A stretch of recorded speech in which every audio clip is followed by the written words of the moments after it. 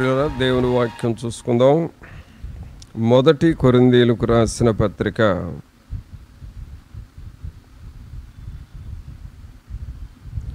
2వ అధ్యాయము 9వ వచనం చూద్దాం. మొదటి కొరింథీ 2వ అధ్యాయము 9వ వచనం. ఇందును గూర్చి దేవుడు తన్ను ప్రేమించు వారి కొరకు ఏవి సిద్ధపరచనో అవి కంటికి కనబడలేదు, చెవికి వినబడలేదు, మనుష్య హృదయమునకు గోచరము కాలేదు అని రాయబడి ఉన్నది. మనకైతే దేవుడు వాటిని తన ఆత్మ వలన బయలుపరచి ఉన్నాడు. ఆ ఆత్మ అన్నిటినీ, దేవుని మర్మములను కూడా పరిశోధించుచున్నాడు. ప్రభునందు పిల్లరా, మనం ఇక్కడ చదువుతున్న ఈ వాక్యంలో అపోస్తలుడైన పౌలు గారు కొరింథీ అనే సంఘానికి రాస్తా ఉన్నాడు. ఈ కొరింథీ అనేది ఒక వ్యాపార కేంద్రం, అలాగే ఒక సముద్రపు ఒడ్డున ఉన్న ఒక పట్టణం ఈ కొరింథీ పట్టణం. మనకు ఈ ముంబై, అలాగే చెన్నై ఇలాంటివి సముద్రపోటున ఎలా ఈ సిటీస్ ఉన్నాయో, అలాగే కొరింథీ అనేది కూడా సముద్రపు ఒడ్డున ఉన్న ఒక సిటీ. ఈ సముద్రపు ఒడ్డున ఉన్న సిటీస్కి ఫెచ్చింగ్ ఏంటంటే అక్కడ ఓడరేవులు ఉంటాయి, అలాగే ఓడలు వస్తూ ఉంటాయి. ఇతర దేశాలకు ట్రాన్స్పోర్ట్ బాగా జరుగుతూ ఉంటుంది. ఇతర దేశస్తులు రావటం పోవటం జరిగినప్పుడు ఆటోమేటిక్గా వ్యాపార లావాదేవీలు పెరుగుతూ ఉంటాయి. అట్ ది సేమ్ టైం మరి ఫైనాన్షియల్గా బాగా దృఢపడతారు ఆ పట్టణస్థులు. కాబట్టి కొరింథీ ఒక వ్యాపార కేంద్రంగా ఉంది. అలాగే ఆర్థిక వ్యాపారాలు జరగటం వలన ఆర్థికంగా కూడా వారందరూ బాగా బలంగా ఉన్నారు. అందువలన వీరేం చేశారంటే ఆ పట్టణంలో రకరకాల ప్రజల్ని ఆకర్షించడం కోసం ఒక గుడి కట్టుకున్నారు. దేవుని ఆరాధన చేయటానికి ఒక గుడి కట్టారు. ఆ గుడిలో ఒక బొమ్మను పెట్టారు. ఆ బొమ్మ ఏమిటంటే డయానా అనే ఒక గాడెస్, అదొక దేవత. ఆ డయానా అనే దేవతను అక్కడ పెట్టి పూజలు చేయటం ప్రారంభించారు. ఒక రకంగా చెప్పాలంటే డయానా అనేటటువంటిది మరి శరీర ఇచ్చలకు, శరీర సంబంధమైన పాపాలకు గుర్తుగా ఉన్న దేవత అది డయానా. అలాంటి దేవతను వీళ్ళు పూజిస్తూ ఉన్నారు, మొక్కుతూ ఉన్నారు. సరే, ఆ ఓడలో వ్యాపారాలు చేయటానికి వచ్చేవారు కూడా ఆ కొరింథీ పట్టణస్థులు మొక్కుతూ ఉంటే ఆ వచ్చిన వారు కూడా ఏదో ఒక గుడిలోకి వెళ్ళి మొక్కాలి కదా అన్నట్టు ఆ డయానా దేవతకు మొక్కుతూ ఉన్నారు, పూజిస్తూ ఉన్నారు. సరే, ఆ పట్టణం అంతా కూడా ఇలాంటి విగ్రహారాధన సంబంధమైన పాపముతో నింపబడిపోయింది. డబ్బు సంపాదించటం, ఆ డయానా దేవతను ఆరాధన చేయటం, ఆ తర్వాత రకరకాల సకల పాపాలు జరుగుతున్న పట్టణంగా ఆ పట్టణం మారిపోయింది. ఇలాంటి పట్టణానికి అపోస్తలుడైన పౌలు గారు దేవుని వాక్యం చెప్పటానికి వెళ్ళాడు. వారిని చూసి వారి కొరకు ప్రార్థన చేసి వారికి దేవుని వాక్యం చెబుదాం కదా అని వెళ్ళాడు.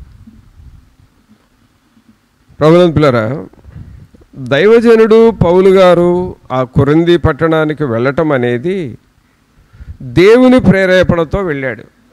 దేవుడు నడిపిస్తే వెళ్ళటం జరిగింది. అందువలన పట్టణంలోనికి వెళ్ళి అక్కడ మొదట అసలు ఆ పరిస్థితులు ఏంటా అని చెప్పి పరిశీలిస్తూ ఉన్నాడు పౌలు గారు.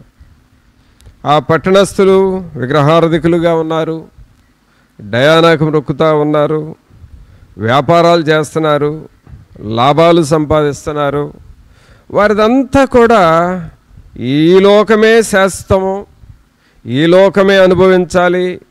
ఈ కొరింథీ పట్టణస్థులుగా ఈ లోకములో మనం అన్నీ అనుభవించి మన జీవితాన్ని ఎంజాయ్ చేయాలి అని వారు ఒక ఊహాలోకములో బ్రతుకుతూ ఉన్నారు కొరింథీ పట్టణస్థులు.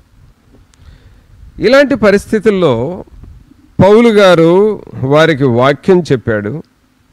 తర్వాత దేవుని వెలుగు వారిలోనికి వెళ్ళింది. వారు మారు మనసు పొందటం, అలాగే యేసుక్రీస్తును రక్షకులుగా నమ్ముకోవటం జరిగింది. అంటే ఇక్కడ జరుగుతుంది ఏంటంటే, వీళ్ళ మనస్సు అప్పటిదాకా డయానా దేవత మీద ఉంటే ఇప్పుడు డయానా దేవత మీద నుండి వారి మనస్సు యేసుక్రీస్తు మీదకి తిరుగుతూ ఉన్నది. అప్పటి వరకు డయానా గుడిలో పూజలు చేసిన వీరు ఇప్పుడు యేసుక్రీస్తుకి ప్రార్థన చేయటం ప్రారంభించారు. దీన్ని ఏమంటామంటే ట్రాన్స్ఫర్మేషన్, మార్పు వస్తూ ఉంది. ఇప్పుడు గమనించండి, ప్రతి వ్యక్తిలో కూడా ఒక ట్రాన్స్ఫర్మేషన్, ఒక మార్పు రావాలి, ఒక రూపాంతరం రావాలి. గతంలో మనం ఏం చేసామో చేసినంత వరకు చేసేసాము, కానీ ఇప్పుడేం చేయాలి అనంటే దేవుని వైపుకు తిరగాలి, దేవుని వాక్యం వినాలి, మన సమయాన్ని దేవునికి ఇవ్వాలి, మన జీవితాన్ని దేవుని కొరకు వాడాలి. ఈ వస్తువులను మనం ఎలాగో వాడుకుంటున్నామో, ఈ మైక్రోఫోన్ని మరి వాక్యం చెప్పడానికి ఎలాగో వాడుతూ ఉన్నామో, ఈ టేబుల్ని మరి ఒక బలిపీఠం క్రిందగా ఎలాగో వాడుతూ ఉన్నామో, అలాగే మన జీవితాలను కూడా దేవుని కొరకు వాడాలి, ఉపయోగించాలి. ఈ కొరింథీ పట్టణస్థులు అలాగూ మారారు. అయితే ఇప్పుడు వీరిని దేవునిలో లోతుల్లోనికి నడిపిస్తూ ఉన్నాడు, దేవునిలో ఆ డెప్త్లోనికి తీసుకొని వెళుతున్నాడు ఈ కొరింథీలను. ఇప్పటి వరకు ఈ కొరింథీ పట్టణస్థులకి ఏం తెలుసు అంటే వ్యాపారం చేయటం తెలుసు, తర్వాత డబ్బులు సంపాదించడం తెలుసు, తర్వాత డయానా దేవత గుడిలోకి వెళ్ళటం, ఆ గుడిలో ఆరాధన చేయటం తెలుసు. ఆ తర్వాత మిగిలిన టైంలో వారు లోక సంబంధమైన పాపాలలో బ్రతకటం తెలుసు. అంతవరకే తెలుసు. దీన్ని ఏమంటామంటే కార్నల్ మైండ్, శరీర సంబంధమైన స్వభావము అంటాం, కార్నల్ మైండ్. ప్రేరా, మన మనస్సు కూడా కార్నల్ మైండ్, శరీర సంబంధముగా ఆలోచన చేస్తూ ఉంటుంది. ఈ కొరింథీల్లాగా, ఈ కొరింథీ పట్టణస్థుల్లాగా శరీర సంబంధముగా, ఈ శరీర సంబంధమైన ఆలోచనలు ఏమిటంటే తినే విషయాలలో ఆలోచన చేస్తాం, తర్వాత త్రాగే విషయాలలో ఆలోచన చేస్తాం. అలాగే మనం లైఫ్ని మరి జీవించే విధానం అంటే సుఖించటము, ఈ లోకంలో సొఫిస్టికేటెడ్గా అధునాతనంగా బ్రతకాలని ఈ తినటము, త్రాగటం, సుఖంగా బ్రతకటం, వీటిని కూర్చే ఆలోచన చేస్తూ ఉంటాము. దీనిని ఏమంటామంటే కార్నల్ మైండ్, శరీర సంబంధమైన మనస్సు అని అంటాం. ఈ కొరింథీలది అలాంటి పరిస్థితి. ఇప్పుడు ఈ కార్నల్ మైండ్లో నుండి పౌలు గారు ఈ ప్రజల్ని స్పిరిచువల్ మైండ్లోనికి, ఆత్మీయమయమైన మనస్సులోనికి తీసుకొని వెళతా ఉన్నాడు. ఆత్మీయమైన మనస్సు. ఇప్పుడు మనం ఈ హాలిడేస్లో ఉన్నాం. పిల్లలందరూ ఎవరికి వాళ్ళు ఇళ్ళ దగ్గరికి వెళ్ళిపోయి హాలిడేస్లో ఉన్నారు. మరలా రేపటి నుంచి స్కూల్ రీఓపెనింగ్ అయితే ఒక 2-3 రోజులు పిల్లలకి చాలా ఇబ్బందిగా ఉంటుంది. హాలిడేస్ అయిపోయినాయి, మనం స్వేచ్ఛగా ఉన్నాము, స్వేచ్ఛ అయిపోయింది, ఇక టైంకి వెళ్ళాలి అని చెప్పి వాళ్ళందరినీ మరలా వాళ్ళ మనస్సులను ఈ స్కూల్ వైపు, కాలేజీ వైపు త్రిప్పడానికి కొంత టైం పడుతుంది. వాళ్ళు ఇప్పుడు ఏంటంటే స్వేచ్ఛగా అలవాటు పడ్డారు, వాళ్ళను మరలా ఎకనామిక్ మైండ్ వాళ్ళలోకి తీసుకురావాలి అని అంటే 2-3 రోజులు టైం తీసుకుంటూ ఉంటుంది పిల్లలకి. అలాంటిదే ఈ కొరింథీ పట్టణస్థులు శరీర సంబంధమైన మనస్సును ఉంటే ఈ మనస్సులో నుండి స్పిరిచువల్ మైండ్లోనికి, ఆత్మీయమైన మనస్సులోనికి తీసుకొని వెళతా ఉన్నాడు. అయితే ఆత్మ సంబంధమైన మనస్సు ఒక వ్యక్తికి ఎలా వస్తుంది? దేవుని మనస్సు, దీన్నే స్పిరిచువల్ మైండ్ అంటాం, దేవుని మనస్సు అంటాము, అలాగే ఇది పరలోక సంబంధమైన మనస్సు అంటాం. ఒక వ్యక్తికి ఎలా వస్తుంది ఆత్మ సంబంధమైన మనస్సు అని అంటే, ఇప్పుడు వాళ్ళకి చెబుతా ఉన్నాడు, దేవుని దగ్గరకు వచ్చినప్పుడు దేవుని దగ్గర ఏమి ఉన్నదో మొదట మనం తెలుసుకోవాలి. దేవుని దగ్గర అసలు ఏమున్నది, దేవుని దగ్గర ఏముందో మనకు అర్థమైతే ఆటోమేటిక్గా ఆ స్పిరిచువల్ మైండ్ మనకు వచ్చేస్తుంది. దేవుని దగ్గర ఏముంది అది ఈ కొరింథీ పట్టణస్థులకి నేర్పుతా ఉన్నాడు. అందుకనే ఇక్కడ ఏమంటున్నాడంటే 9వ వచనంలో, ఇందును గూర్చి దేవుడు తన్ను ప్రేమించు వారి కొరకు ఏవి సిద్ధపరచనో అవి కంటికి కనబడలేదు, చెవికి వినబడలేదు, మనుష్య హృదయమునకు గోచరము కాలేదు అని రాయబడి ఉన్నది. ఈ కొరింథీలు ఇప్పటిదాకా ఎవరిని ప్రేమించారు అని ప్రశ్నిస్తే వాళ్ళు ముగ్గురిని ప్రేమించారు కొరింథీ పట్టణస్థులు. వాళ్ళు ఎవరయ్యా ముగ్గురంటే, 1 వ్యాపారాన్ని ప్రేమించారు, 2 డబ్బును ప్రేమించారు, 3 డయానా దేవతను ప్రేమించారు. ఇక వారు జీవించిన జీవితం ఏమిటి అని అంటే సుఖ విలాసము, ఇష్టానుసారమైన జీవితాన్ని జీవించారు. ఇది వాళ్ళ నేచర్, వాళ్ళ స్వభావం. ఇప్పుడు వీళ్ళు ఆత్మీయముగా మారాలి అనంటే, దేవుని వైపుకు తిరగాలి అనంటే దేవునిలో ఏముందో తెలుసుకోవాలి. ప్రభునంతులారా, దేవునిలో ఏముందో మనం తెలుసుకుంటే మన మనస్సు ఆత్మీయంగా మారిపోతుంది. దేవునిలో ఏమి దాగి ఉంది, దేవుడు మన కొరకు ఏమి దాచిపెట్టాడో తెలిస్తే మన స్వభావము దేవుని స్వభావముగా మారిపోతుంది. దేవునిలో ఏమి దాగి ఉందో మనం తెలుసుకోబోయే ముందు జస్ట్ ఇప్పుడు మీ అందరినీ ఒక హోటల్కి తీసుకువెళ్తున్నాను. ఇప్పుడు ఎక్కడికండి? హోటల్కి ఎందుకు వెళ్తాం చెప్పండి? ఎందుకు వెళ్తాం? మనకి టిఫిన్ చేయాలి అని అనుకుంటే ఒక్కొక్కరికి ఒక్కొక్క ఫుడ్ ఐటమ్. చపాతీ కావాలనుకుంటే చపాతీ ఉంది, గారె కావాలంటే గారె ఉంది, లేక ఊతప్పం కావాలంటే ఊతప్పం ఉంది. నీకు కావలసిన ఫుడ్ ఐటమ్ అన్నీ ఒక హోటల్లో దొరికినప్పుడు నీవు అక్కడ లోపలికి వెళతావు. నువ్వు ఒక టేబుల్ మీద కూర్చుంటావు. ఆ తర్వాత నీ దగ్గరకు ఒక సర్వర్ వస్తాడు. నీకు కావలసిన బ్రాండ్ లేక నీకు కావలసిన ఐటమ్ ఏంటో నువ్వు చెబితే అవి సిద్ధం చేసి తీసుకొస్తాడు. అంటే నీకు కావలసినవన్నీ ఆ హోటల్లో ఉన్నాయి కాబట్టి ఆర్డర్ ఇచ్చి తెప్పించుకుంటావు కదా.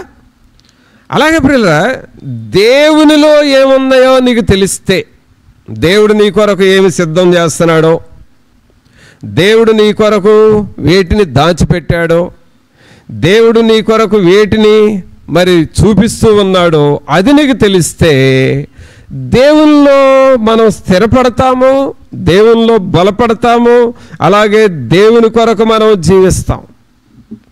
ఈ కొరింథీ పట్టణస్థులను పౌలు గారు అదే చేస్తా ఉన్నాడు. మీరు ఇప్పటి వరకు చూసింది వేరు, ఇక చూడబోయేది వేరు.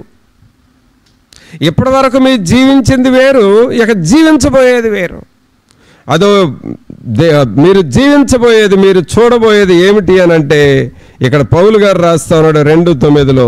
దేవుడు తన్ను ప్రేమించు వారి కొరకు ఏవి సిద్ధపరిచనో అవి కంటికి కనబడలేదు, చెవికి వినబడలేదు, మనుష్య హృదయమునకు గోచరము కాలేదు అని రాయబడి ఉంది. అంటే దేవుని ప్రేమిస్తున్నారు కదా, మీ కొరకు దేవుడు కొన్నిటిని సిద్ధం చేశాడు.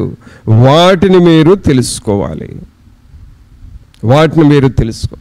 దేవుడు ఏమి సిద్ధం చేశాడు మన కోసం, మన కొరకు ఏమి సిద్ధం చేశాడు అని చూస్తే, దేవుడు మన కొరకు సిద్ధం చేసిన వాటిల్లో ఒకటి ఏమిటో చూద్దాం. దేవుని వాక్యంలో మత్తయి సువార్త చూడండి, 22వ అధ్యాయము.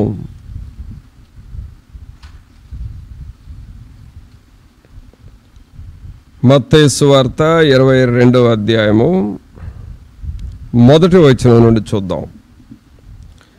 యేసు వారికి ఉత్తరమిచ్చుచు తిరిగి ఉపమాన రీతిగా ఇట్లనెను, పరలోక రాజ్యము తన కుమారునికి పెండ్లి విందు చేసిన ఒక రాజును పోలి ఉన్నది.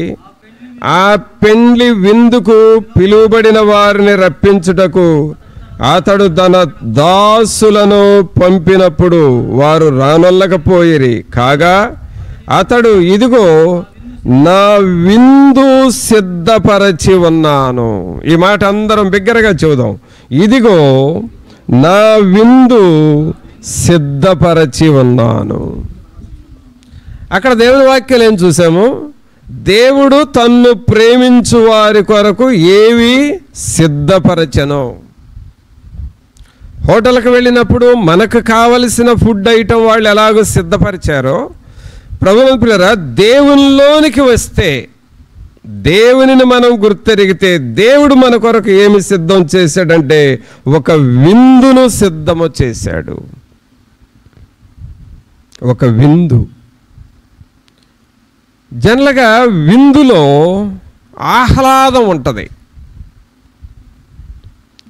విందులో సంతోషాన్ని అనుభవిస్తాం. అలాగే విందు జరుగుతూ ఉన్న స్థలములో అనేక మందిని కలుస్తూ ఉంటాము, మనం మాట్లాడుతూ ఉంటాం, వాళ్ళు మనతో మాట్లాడతారు, మనం వాళ్ళతో మాట్లాడుతూ ఉంటాం. అనేక విషయాలు డిస్కషన్ జరుగుతూ ఉంటుంది. విందులోనికి వెళ్ళినప్పుడు అనేక మందిని కలుసుకోవటం జరుగుతూ ఉంటుంది. అదొక ఆహ్లాదమైన సమయం. అంతేకాదు, ఆ విందును ముగించి మనం ఇంటికి వెళ్ళినా కూడా అక్కడ ఏం జరిగిందో 1, 2, 3 దినాలు లేక అవసరమైతే వారం దినాలైన వాటిని గురించి నీ ఫ్యామిలీ మెంబర్స్తో మాట్లాడుతూ ఉంటావు. ఒక్కసారి విందులోనికి మనం వెళితే అక్కడ ఉండే సంతోషము కొన్ని దినాల వరకు ఆలోచిస్తూ ఉంటాం, మాట్లాడుతూ ఉంటాం. అయితే అది కొన్ని దినాల పాటు జరిగే విందు. ఇక్కడ యేసు ప్రభు అంటున్నాడు, నా విందు సిద్ధపరిచి ఉన్నాను. దేవుడు సిద్ధం చేసిన విందు ఏమిటంటే అది ఎల్లప్పుడూ దేవునితో ఉండి దేవునితో కలిసి జీవించే విందు. అనగా ఆయనతో కలవటం, ఆయనతో మాట్లాడటం, ఆయనతో ముచ్చటించటం, ఆయన ఆశీర్వాదాలు తీసుకోవటం, ఆయన యొక్క ప్రేమను పంచుకోవటం, అలాగూ దేవునితో కలిసి విందు చేయటం. ప్రకటన గ్రంథంలో ఉన్న మాట ఏమిటంటే, ఇదిగో నేను తలుపు నొద్దండి తట్టుచున్నాను, ఎవడైనా నా స్వరం విని తలుపు తీసిన ఎడల నేను కూడా వచ్చి అతనితో కలిసి భోజనము చేసేదను అంటున్నాడు.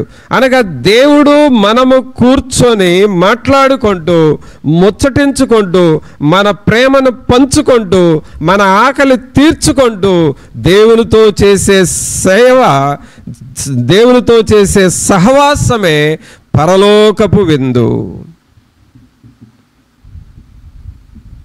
కావున ప్రియరా, దేవునిలోనికి వచ్చిన మనకు ఏమి సిద్ధం చేశాడంటే విందును సిద్ధం చేశాడు.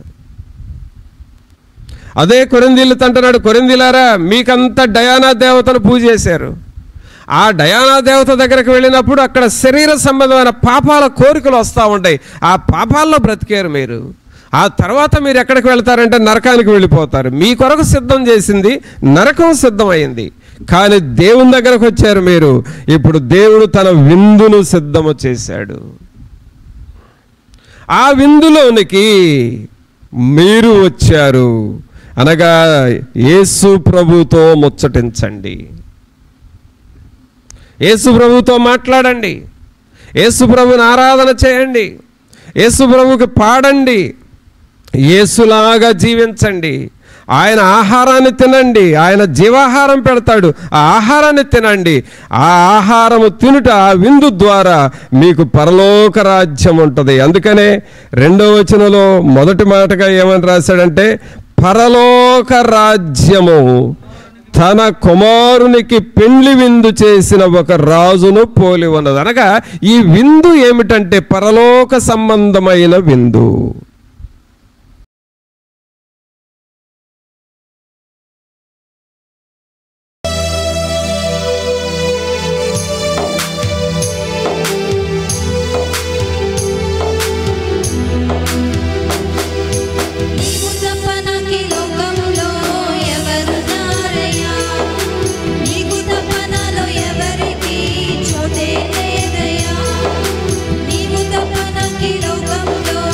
ఎవరు